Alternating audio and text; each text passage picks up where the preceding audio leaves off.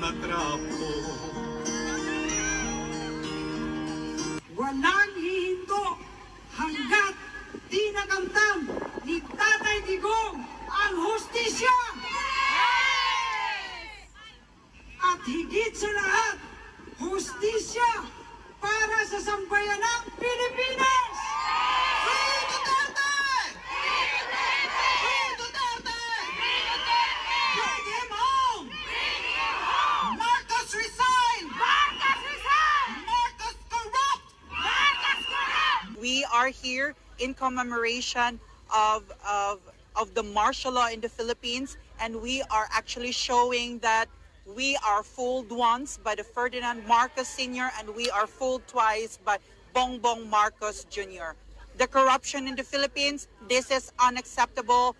The House of Congress, which represents the Philippines, no longer represents the Filipino people.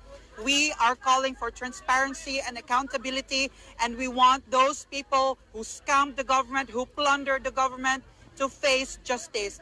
We want President Duterte to be home in the Philippines because he is the one who tried to clean the government and who made the Filipino happy. Marcos should resign. Stop this corruption. Zaldico and Martin Romualdez. We want justice. Free Duterte now. May pera kami! Hindi kami bayad! May pera kami!